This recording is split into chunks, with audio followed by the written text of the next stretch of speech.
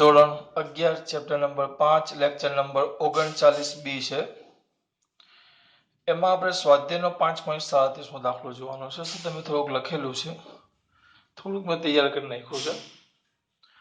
હવે એમાં કેવું છે, એમ કીધું છે એક તકતી છે, આ રીતે જોજો. આમ એક તકતી છે, આ તકતી છે. હવે એ તકતી પર બે સિક્કા મૂકેલા છે. તકતી પર બે સિક્કા મૂકેલા છે. એક સિક્કો મૂકેલો છે 4 સેમી દૂર, આ જે કેન્દ્ર છે, આ કેન્દ્ર ત્યાંથી એ મૂકેલો છે 4 સેમી દૂર, અને બીજો સિક્કો કેન્દ્રથી 14 સેમી દૂર મૂકેલો છે. એટલે એક 4 સેમી દૂર છે ને એક 14 સેમી દૂર છે આ સેન્ટરથી. એટલે અક્ષથી એક 4 સેમી દૂર છે ને એક 14 સેમી દૂર છે. આ ભૂલ ન થાય. અક્ષથી 4 સેમી દૂર છે ને 14 સેમી દૂર છે.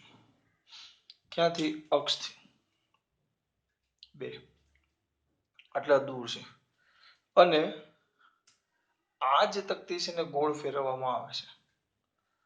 કંઈક 33.1 પરિભ્રમણ પર મિનિટના દરથી આ ગોળ ગોળ ફરે છે.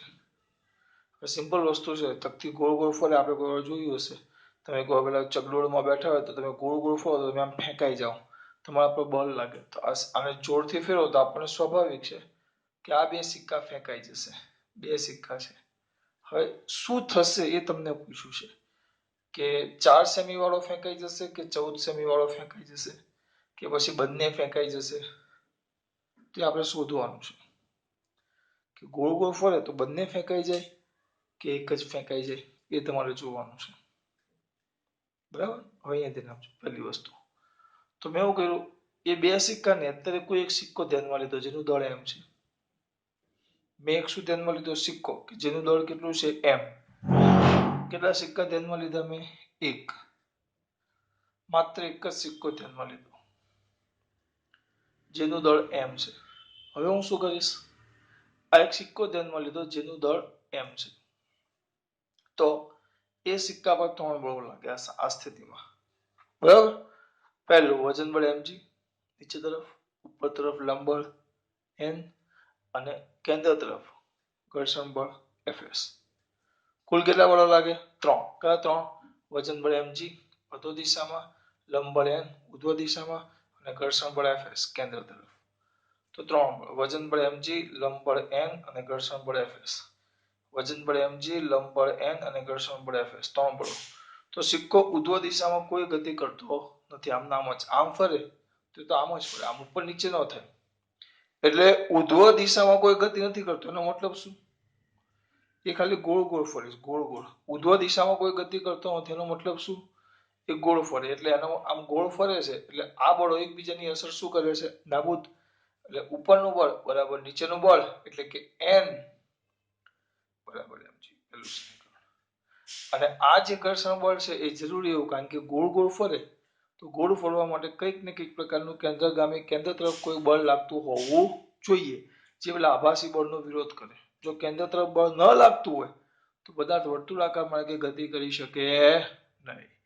તો કયું કેન્દ્ર તરફ બળ લાગે? કેન્દ્ર તરફ બળ કોણ પૂરું પાડે?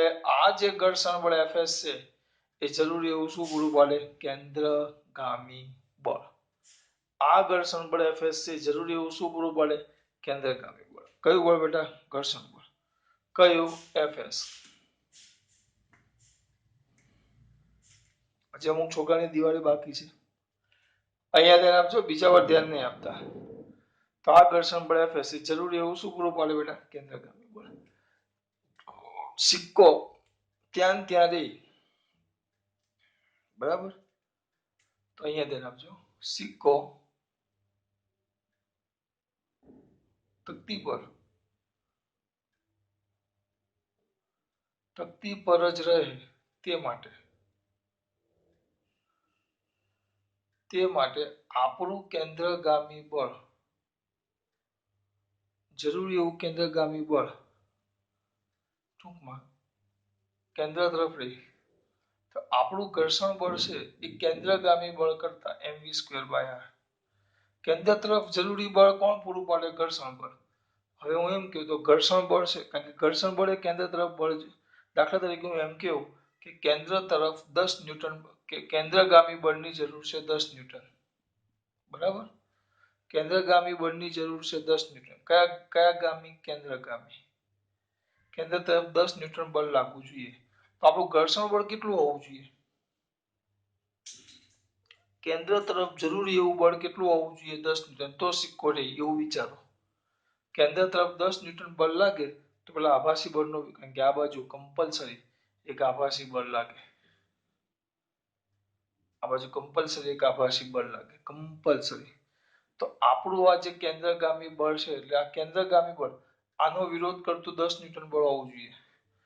કેન્દ્રગામી બળ કોણ છે? ઘર્ષણ બળ. તો આપણું ઘર્ષણ બળ છે એ જરૂરી એવું કેન્દ્રગામી બળ કરતા વધારે અથવા એટલીસ્ટ એના જેટલું હોવું જોઈએ. આ મેન છે, બરાબર? એટલે આપણું Fx મેક્સિમમ મહત્તમ ઘર્ષણ બળ એ કેન્દ્રગામી બળ જેટલું અથવા એના કરતા જો ઓછું હોય તો ન ચાલે. દાખલા તરીકે જરૂરી એવું કેન્દ્રગામી બળ કેટલું છે? 10 ન્યૂટન. હજી ખબર નથી પડતી, જો આ તકતી છે. સમજો આ સિક્કો છે, આ બાજુ આભાસી બળ જે અંદર કશે લખેલું નહીં, સમજવા માટે હું કહું છું કે ગોળ ગોળ ફરે એટલે કેન્દ્ર ત્યાગી બળ, જેને આપણે આભાસી બળ કીધું. આભાસી બળ 10 ન્યૂટન છે. તો આ સિક્કો આ લંબ બળ n અને આ વજન બળ mg, આ બંને તો એકબીજાની અસર શું કરી નાખે છે? નાબૂદ. આ બંને કમ્પલસરી એકબીજાની અસર નાબૂદ કરી નાખે છે, બરાબર? તો હવે આ બાજુ બળ લાગે તો ફેંકાઈ જાય, પણ મારે ફેંકાવા નથી દેવું. તો આ બાજુ મારે કેન્દ્ર તરફ કોઈક બળ લગાવવું પડે. તો એ મારું કેન્દ્રગામી બળ છે. આ 10 ન્યૂટન છે, તો આ એટલીસ્ટ આ કેન્દ્રગામી બળ 10 ન્યૂટન કે તેથી વધુ હોવું જોઈએ.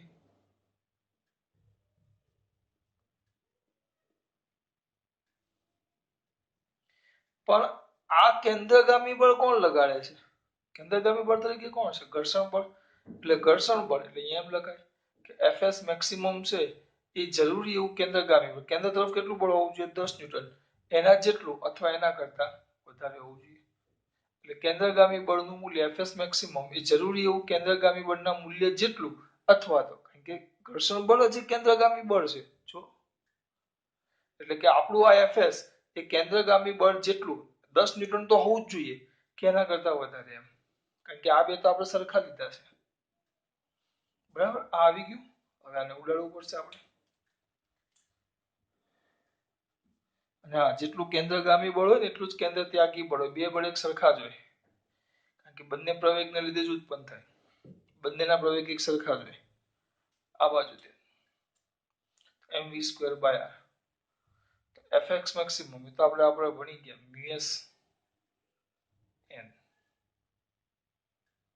લખવું છે, પરંતુ Fx મેક્સિમમ મહત્તમ સ્થિત ઘર્ષણ બળ ઇઝ ઇક્વલ ટુ તો મ્યુએસ n થાય. માટે mu s n greater than or is equal to mv²/r. બરાબર? હવે બે વસ્તુ તમને ખબર હોવી જોઈએ કે n બરાબર તો mg અને સાથે સાથે v ઇઝ ઇક્વલ ટુ તો r ઓમેગા. બે સૂત્રો છે, m બરાબર તો mg અને v is equal to r omega. માટે કિંમત મૂકો તમે તો mu s mg greater than or equal to m r² omega by r. એક r ઉડી ગયો, એક m ઉડી જશે. આ બે m ઉડે આ બાજુ, આ બે m ગયા, એક આ ગયો. તો વચ્ચે શું આપણે બોલો? therefore mu sg greater than or equal to r omega. તો r ની સૂત્રનો કરતા બનાવું તો r આમાં આવશે mu sg greater than by omega² greater than or equal to r. તો r ના સૂત્રનો કરતા બનાવો. r એટલે આપણી ત્રિજ્યા, અંતર. અંતર એ ખરેખર વર્તુળની ત્રિજ્યા જ થઈ ગઈ. આ r કે અક્ષથી આટલા અંતરે, આ ભ્રમણ અક્ષથી આર અંતર એટલે ખરેખર એની ત્રિજ્યા થઈ ગઈ, આમ ગોળ ગોળ ફરશે ને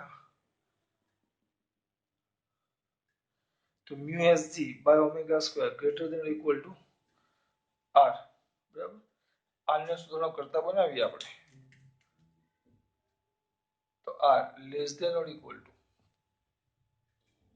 કેટલું છે mu s g by omega square, કારણ કે દિશા આમ બદલી નાખી એમ, બીજું કઈ નહીં. તમને બધી કિંમત આપી છે. હવે સમીકરણ નંબર 2, બરાબર.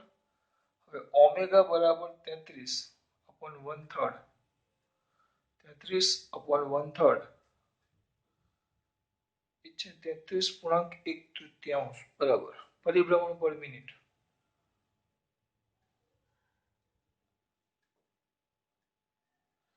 2π વડે ગુણી નાખો એટલે આ થાય 33 તલી 99 100, તો આ થશે 100/3 ગુણ્યા પરિભ્રમણ એટલે 2π રેડિયનમાં થઈ ગયું, 2π છેદમાં 60 રેડિયન પર સેકન્ડ. આવ્યું? વ્યવસ્થિત કિંમત મૂકો. જવાબ ખાલી એક મિનિટ જોઈ લઈએ. પાઈમાં છે, જવાબ આંકડામાં છે. કેલ્સીનો ઉપયોગ કરવો પડશે આપણે. કેટલા કીધા છે બેટા? 100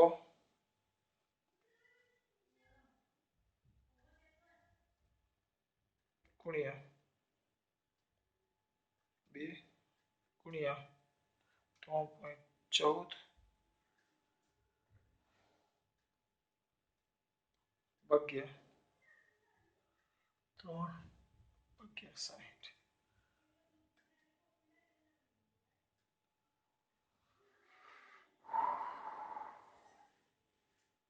એક જ મિનિટ બેટા, મોબાઈલ લઈ લઈએ.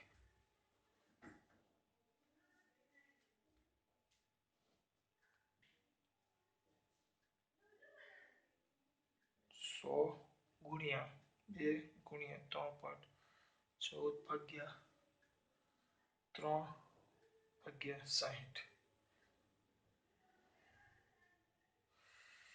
કેમ આમ થાય છે? 100 ગુણ્યા 2 ગુણ્યા 3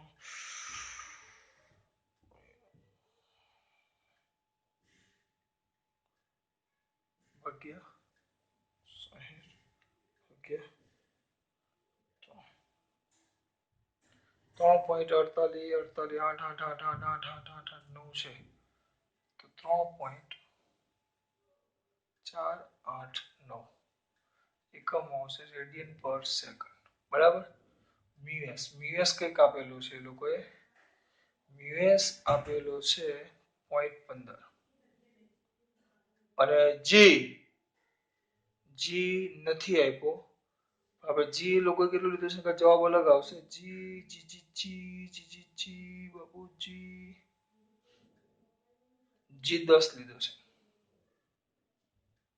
આ કિંમત આની અંદર મૂકીએ આપણે તો R less than or equal to આ બાજુ 0.15 ગુણ્યા 10 ભાગ્યા 3.489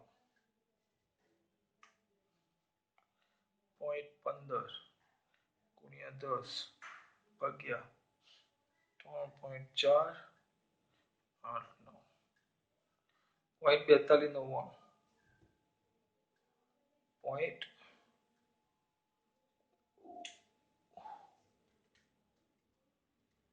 ભૂલ કરી હતી મેં બેટા અહીંયા.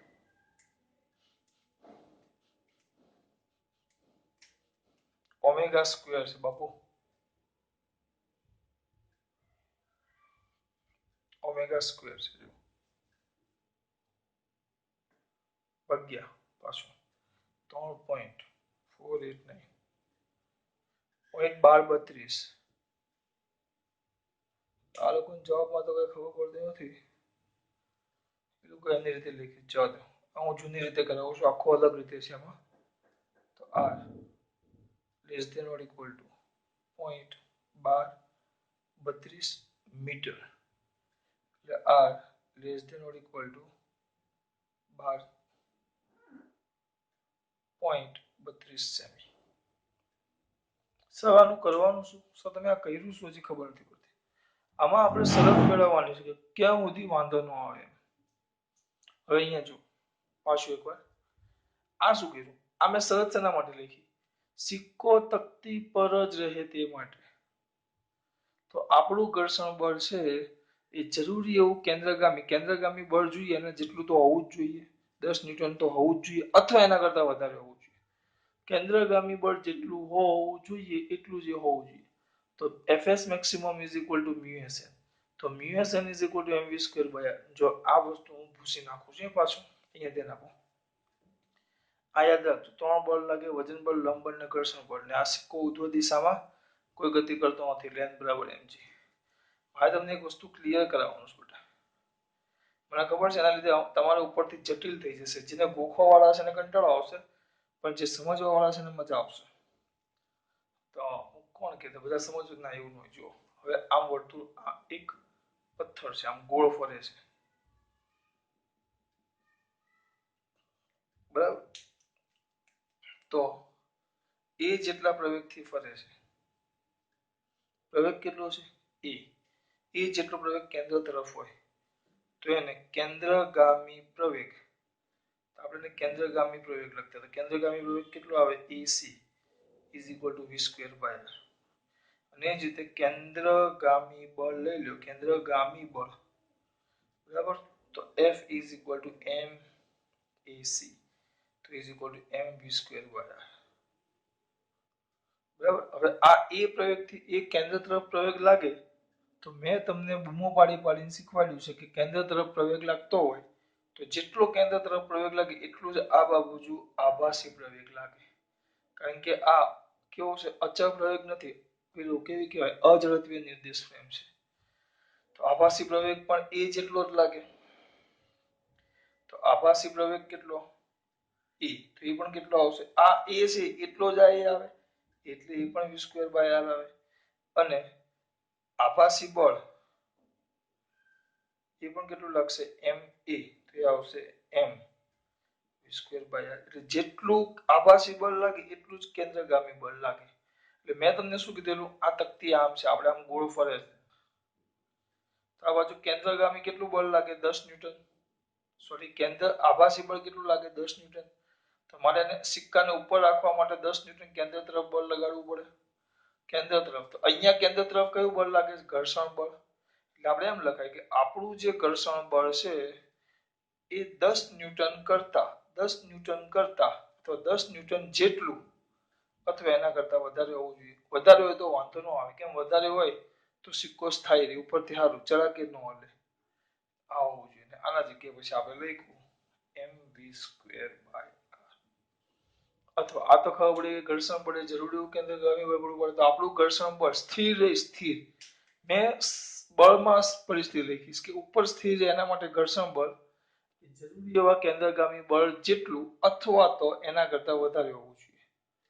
તો આને શરત મેં જે બળમાં હતી એ શરતને મેં અંતરમાં ફેરવી નાખી. એની અંદર જ બધી કિંમતો મૂકી. Fs maximum is equal to mu Sn અને v બરાબર r ઓમેગા. એ કિંમત અહીંયા મૂકી તો આ બધું ઉડી ગયું, તો છેલ્લે આવ્યું r. એટલે એ શરતને મેં અંતરમાં ફેરવી નાખી કે આ શરત કઈ હતી કે સિક્કો તકતી પર જ રહે, સિક્કો તકતી પર જ રહે. તો બળની કન્ડિશન લખી, પણ એમાં બળની કિંમતો મૂકી મેં છેલ્લે એને ત્રિજ્યાની કન્ડિશનમાં, અંતરની કન્ડિશનમાં ફેરવી દીધી, અક્ષથી અંતર. તો અક્ષથી અંતર જો શરત એવું કે અક્ષથી અંતર કેટલું હોવું જોઈએ, કેટલા અંતર સુધી સિક્કો સ્થાયી રહે, સિક્કો સ્થાયી રહે એના માટેના બળના પરિસ્થિતિને ફેરવી અંતરમાં લાવી. તો તમારું અંતર એ અક્ષથી 12.32 સેમી જેટલું અથવા એના કરતા કેવું હોવું જોઈએ, ઓછું. ખબર પડી? આ વસ્તુ મેન છે. આપણે કન્ડિશનને ફેરવી બધી કિંમતો મૂકી. જે બળની કન્ડિશન હતી એને કન્વર્ટ કરીને મેં શેમાં ફેરવી, ત્રિજ્યામાં. તો અહીંયા શું લખાશે, કોણ, આ ખબર પડી બેટા? એટલે જેટલું આભાસી બળ જેટલું લાગે એટલું કેન્દ્રગામી બળ હોવું જોઈએ. કેન્દ્રગામી બળ તરીકે આપણે અહીંયા કયું બળ છે, ઘર્ષણ બળ. પેલા ખબર પડી છે, આ બે બળ લાગે, એક સાથે લાગે, જે તમને કોઈ ચોપડીમાં આપ્યું નથી, આ બે લાગે. હું વધારે સમજાવું છું. હવે આપણે આને કામ કરીએ, પૂછી નાખીએ. બરાબર. એટલે અહીંયા હવે લખું છું, શું લખાય કે કોણ સિક્કો સિક્કો તકતી પર રહે તે માટે તેનું અક્ષથી અંતર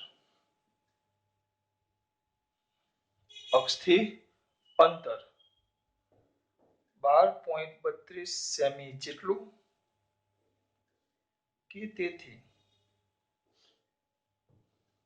ઓછું હોવું જોઈએ.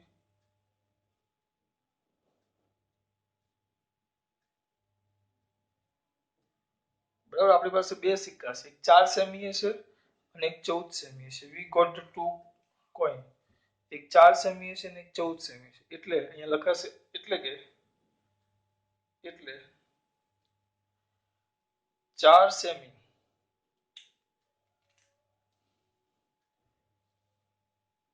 અક્ષથી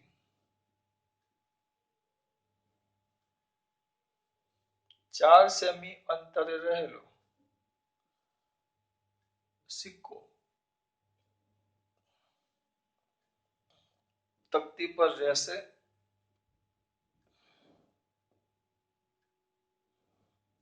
જ્યારે 14 સેમી આપણે 12.32 કરતા વધી ગયા. આપણે તો 12.32 ચાલે અથવા એના કરતા 12.32 હોય ને તો આ અંતર કેટલું હોય? 12.32 એમ વિચાર લેવા. તો આપણે આની અંદર રહેવાનું અથવા છેલ્લે 12.32 સુધી ચાલે. આ તો 14 સેમી એટલે એનાથી દૂર ચાલ્યો ગયો તો 14 સેમી અંતરે રહેલ સિક્કો તકતી પરથી ફેંકાઈ જાય. આ વસ્તુ સમજવાની છે. સાવ વ્યવહારમાં ખરેખર થાય. કદાચ તમે જોયું હોય તો, અને જોયું ન હોય તો અનુભવ કરવા જાવ ને તો પેલા ત્યાં કે આ જવાબ આવી ગયા. ઈઝી નહીં, બહુ જ ઈઝી દાખલો છે. શું કર્યું પહેલા કે જો કેટલા બળો લાગે? 3 બળો. લંબ બળ mg, વજન બળ mg, લંબ બળ n, વજન બળ mg અને ઘર્ષણ બળ fs. સ્થિર છે, ઉપર નીચે કોઈ ગતિ નથી કરતો એટલે n બરાબર mg. ઘર્ષણ બળે જરૂરી એવું કેન્દ્રગામી બળ પૂરું પડે તો ઘર્ષણ બળે જરૂરી એવા કેન્દ્રગામી બળ જેટલું અથવા એના કરતા વધારે હોવું જોઈએ. FSMG, Fs maximum is equal to mu s and V is equal to r omega. કિંમત મૂકો તો આ શરત આવી ગઈ. એની અંદર કિંમત મૂકો. આ ભૂલતા નહીં, આ ફેરવવું પડે કમ્પલસરી. પરિભ્રમણ પર મિનિટ અથવા રિવર્સન પર મિનિટ એવું પણ આપેલું હોય. રિવોલ્યુશન ક્યાં રિવોલ્યુશન એટલે પરિભ્રમણ. અને r ની કિંમત મૂકી તો r શું કહેવાય less than or equal to આટલું. એટલે કે આ શરત મૂકી હતી આટલું બળ હોય તો રે સિક્કો. તેનો મતલબ આટલું અંતર હોય તો રે સિક્કો. કેટલું અંતર? તમારું અંતર એ 12.32 કરતા 32 જેટલું નીચે ઇઝ ઇક્વલ ટુ છે અથવા લેસ ધેન એના કરતા ઓછું હોવું જોઈએ.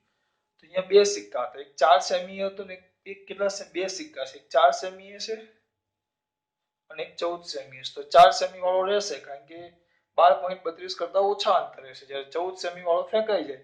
કેમ? કારણ કે 12.32 કરતા વધુ અંતરે છે. આવું સર થયું છે? કોઈ ચેક કર્યું છે તમે? કદાચ ઘણા છોકરા આપણા એરિયામાં તો કદાચ ગમત તમને વાત કરું તો ઘણા છોકરા પેલા ત્યાં ગયા શું કહેવાય ધોળકિયા ગાર્ડન તિથિને લઈને હું બહુ જતો. કયા ગાર્ડન? ધોળકિયા ગાર્ડન આપણે સુરતમાં. તો એ ગાર્ડનમાં ખબર આમ ગોળ છે, આમ વચ્ચે દાંડીઓ છે, પછી આમ 3 ભાગ છે. આમ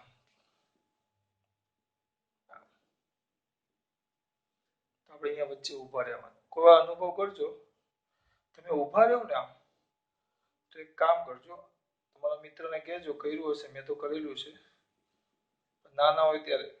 અથવા તમારે ખાલી છોકરા 2 છોકરા 3 છોકરા એક્સ્ટ્રા લઈ જવાના, તમારા નહીં, આજુબાજુ. હવે અહીંયા ઊભા છો, તમારે શું કરવાનું? એક છોકરાને અહીંયા ઊભો રાખવાનો, બરાબર? ને એક છોકરાને અહીંયા ઊભો રાખવાનો. મેં કરેલું, તિથિને ઊભી રાખેલી અને આને ફેરવો તો તરત જ આ ફેંકાઈને બહાર આવતો, તરત આવતો રહે. કેમ? કારણ કે આ અક્ષથી દૂર છે. જેમ તમે દૂર જશો, બરાબર, જેટલું દૂર જાઓ એટલું કેન્દ્ર ત્યાગી બળ વધતું જાય. જ્યારે તમે અહીંયા નજીક ઊભા રહેશો ને, અહીંયા નજીક, તો તમારા પર બળ કેવું લાગે?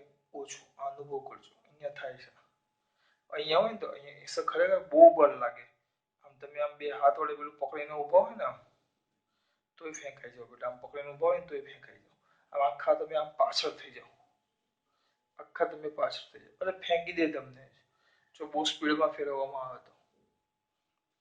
યુ હેવી વોન કરીને વિડીયો આવે ને એમાં આ નીચેનો ભાગ હોય ને તો અહીંયા એક જણે બાઇક ઊંધું કરી નાખ્યું અને બાઇકનું ટાયર અહીંયા અડાડી દીધું, પાછળનું ટાયર. પછી એ ટાયર ફેરવે એટલે આ ફરે અને એટલું જોરથી ફેરવે કે અહીંયા એક જણ બેહેલો આખો ફેંકાઈ ગયો આમ આખો, કારણ કે બાઇક ફેરવેલી એને. બાઇકનું ટાયર ફરે એટલે પેલું એકદમ સ્પીડમાં ફરે. એટલે આ એનો અનુભવ કરાવ્યા. આ બધા તમારે વ્યવહારમાં થાય, ઉપયોગમાં થાય. આ દાખલો થઈ ગયો. બરાબર, જો ખાસ વાત. જય શ્રી કૃષ્ણ.